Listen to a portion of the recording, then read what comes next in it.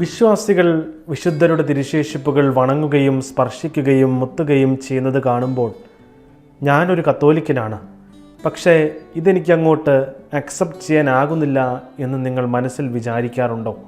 എങ്കിൽ നിങ്ങൾക്കുള്ളതാണിത്. എന്താണ് തിരുശേഷിപ്പ്? ഫസ്റ്റ് ക്ലാസ് റെലിക്സ് വിശുദ്ധൻ്റെ ശരീരഭാഗമായിരിക്കും. തലമുടിയോ എല്ലിൻ്റെ കഷ്ണമോ രക്തമോ ആകാം. സെക്കൻഡ് ക്ലാസ് റെലിക്സ് വിശുദ്ധൻ ഉപയോഗിച്ച എന്തെങ്കിലും വസ്തുക്കളാകാം. അത് ബുക്കോ വസ്ത്രമോ റോസറിയോ ഗ്ലാസോ ജേണലോ. തേർഡ് ക്ലാസ് റെലിക്സ് ഒന്നാമത്തെയോ രണ്ടാമത്തെയോ തരത്തിലുള്ള തിരുശേഷിപ്പുകളിലോ വിശുദ്ധൻ്റെ ശവകുടീരത്തിലോ സ്പർശിച്ച ഒരു വസ്തു. കത്തോലിക്കനെന്തിനാ തിരുശേഷിപ്പ് വണങ്ങുന്നത്? നമ്മിൽ നിന്നും വേർപിരിഞ്ഞു പോയ നമ്മുടെ പ്രിയപ്പെട്ടവരെക്കുറിച്ചുള്ള ഓർമ്മകൾ പേറുന്ന വസ്തുക്കൾ നാം സൂക്ഷിച്ചു വെക്കാറില്ലേ? അവരെ നമുക്ക് മിസ് ചെയ്യുമ്പോൾ അവരുടെ ഓർമ്മകൾ നമ്മുടെ ഉള്ളിൽ അതുണർത്തും.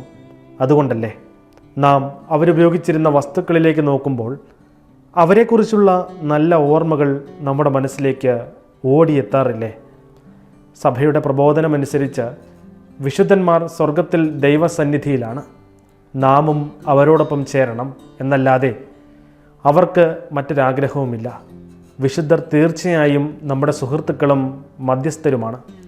അവർ നമുക്ക് വിശുദ്ധിയിൽ എങ്ങനെ ജീവിക്കാമെന്ന് അവരുടെ ജീവിതത്തിലൂടെ കാണിച്ചു തന്നവരാണ്.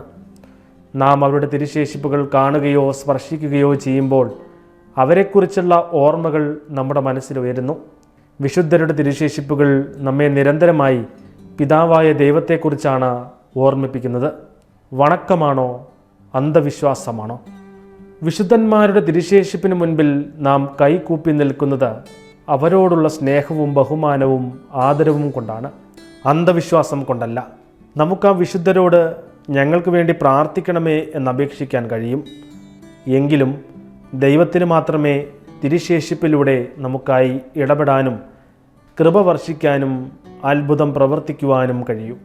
വിശുദ്ധരുടെ തിരുശേഷിപ്പുകൾ വണങ്ങുന്നതിനെക്കുറിച്ച് വേദപാരംഗതനായ വിശുദ്ധ ജെറോം പറഞ്ഞ വാക്കുകൾ ശ്രദ്ധേയമാണ്.